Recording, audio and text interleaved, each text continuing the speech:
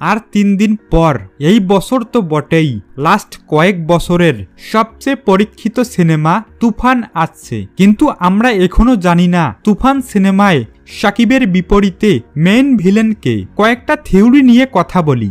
Number 1, Chanchal Chowdhury. Chanchal Chowdhury যে এই সিনেমায় আছেন এটা তো পুরনো খবর। এমনকি তিনি এটাও প্রকাশ করেছেন যে তিনি একটি ক্যামিও চরিত্র করবেন।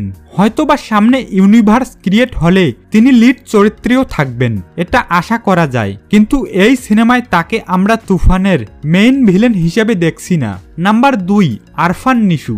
সম্প্রতি আলফা আই SVF এর সাথে নিশুর দুটি সিনেমায় চুক্তি হওয়ার পর থেকে অনেকে ধারণা করছে নিশু থাকতে পারে শাকিবের বিপক্ষে তুফান সিনেমায়। তবে আমার মনে হয় নিশু থাকলেও হয়তো রোলেক্স এর মতো এন্ড ক্রেডিট সিনে থাকতে পারে। সুরঙ্গর পর নিশু নিশ্চয়ই মেইন ভিলেন চরিত্র দিয়ে প্রত্যাবর্তন করার কথা না।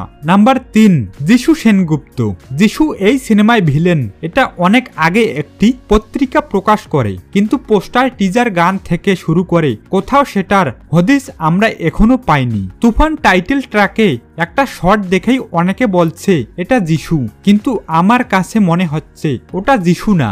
দেখা যাক ট্রেলারে তার ঝলক আমরা দেখতে পাই কি না, কিন্তু যিশুর ভিলেন হওয়ার সম্ভাবনা উড়িয়ে দেওয়া যাচ্ছে না। নাম্বার 4, শাকিব খান। এবার আসি সবচেয়ে ইন্টারেস্টিং থিওরিতে। আমার কেন জানি মনে হচ্ছে শাকিব খান এখানে শাকিব খানেরই ভিলেন, মানে ডাবল রোল। একজন বেয়ার্ডেড লুক, আরেকজন ক্লিন শেভের লুক। একজন গ্যাংস্টার, আরেকজন সাধারণ মানুষ। এমনটা হলেও বেশ জমবে।